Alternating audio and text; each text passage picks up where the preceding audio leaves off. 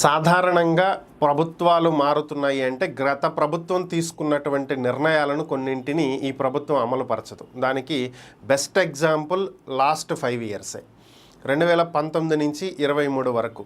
అంతకు ముందున్నటువంటి ప్రభుత్వం తీసుకొచ్చినటువంటి అనేక కార్యక్రమాలకు బ్రేక్ వేశారు. అలాగే వాళ్ళు ఇచ్చినటువంటి కొన్ని టెండర్లని రద్దు చేసి రీటెండరింగ్ అని చెప్పి, రివర్స్ టెండరింగ్ అని చెప్పి మరలా కొత్త వాళ్ళకి కేటాయించారు. సో ఇలా రకరకాలైనటువంటి మార్పులు అనేవి జరుగుతూ ఉంటాయి. అయితే అంతకుముందు ఉన్నటువంటి ప్రభుత్వాలు చూసుకున్నట్లయితే గత ప్రభుత్వాలు తీసుకున్నటువంటి కొన్ని నిర్ణయాలను కొనసాగించినటువంటి సందర్భాలు కూడా ఉన్నాయి.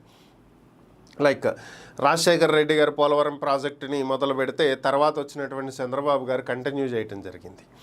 ఇలా చంద్రబాబు గారు మొదలుపెట్టినటువంటి ఇంకొన్ని ప్రాజెక్టులని రాజశేఖర్ రెడ్డి గారు కంటిన్యూ చేయటం జరిగింది. ఇలా ఎన్నో కొనసాగుతూ ఉంటాయి.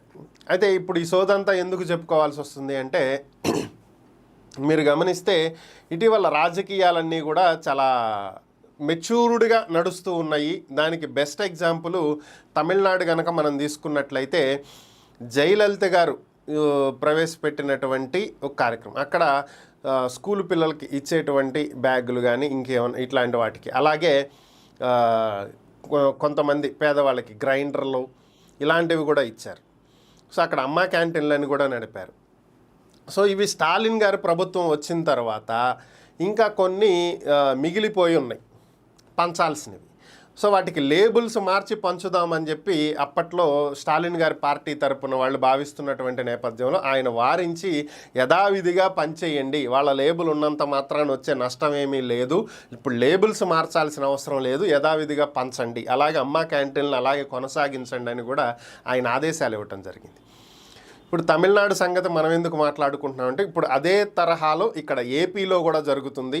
చంద్రబాబు నాయుడు ఈరోజు కీలకమైనటువంటి ఆదేశాలు ఇవ్వటం జరిగింది. ఎందుకంటే విద్యా సంవత్సరం మొదలవుతున్నటువంటి నేపథ్యంలో ప్రతి ఏడాది విద్యా సంవత్సరం ప్రారంభంలో జగనన్న విద్యా కానుక అనేటువంటి పేరుతోటి స్కూల్ పిల్లలకి బ్యాగులు, షూసు, అలానే యూనిఫాము, బుక్స్ ఇలాంటివన్నీ కూడా ఇచ్చేవాళ్ళు, ఒక కిట్ ఇచ్చేవాళ్ళు. సో ఇది ఇప్పుడు రేపు ప్రారంభం అవ్వాల్సినటువంటి విద్యా సంవత్సరాన్ని ఒక్కరోజు పోస్ట్ పోన్ చేశారు. చంద్రబాబు ప్రమాణ స్వీకారం ఉన్నటువంటి నేపథ్యంలో 13 నుంచి పెట్టారు. అయితే మరి ప్రభుత్వం మారినటువంటి నేపథ్యంలో ఈ ఏడాది విద్యా కానుక ఇస్తారా ఇవ్వరా, విద్యార్థులకు ఉచితంగా పుస్తకాలు, పెన్నులు, పెన్సిల్స్, ఎరైజర్సు, అలానే షూసు, యూనిఫాము, స్కూల్ బ్యాగ్ ఇవన్నీ అందజేస్తారా లేదా అనేటువంటి సందిగ్ధతకు తెరదింపుతూ యథావిధిగా కిట్లను అందచేయండి, ఎక్కడా కూడా ఎటువంటి మార్పు లేదు, విద్యార్థులను ఇబ్బంది పెట్టొద్దు, జగనన్న విద్యా కానుక కింద ఇచ్చేటువంటి ఆ కిట్లని విద్యా సంవత్సరం ప్రారంభం రోజునే అంటే స్కూల్స్ ఓపెన్ చేసిన రోజునే 13వ తేదీనే విద్యార్థులకు యథావిధిగా అందించేయండి, ఎక్కడా వాళ్ళని ఇబ్బంది పెట్టకండి అని చెప్పి చంద్రబాబు కీలక ఆదేశాలు ఇవ్వడం జరిగింది. ఈ మేరకు గత ప్రభుత్వంలో జగన్ తీసుకున్నటువంటి నిర్ణయాన్ని యథావిధిగా ఈ ప్రభుత్వం కొనసాగిస్తున్నటువంటి పరిస్థితి.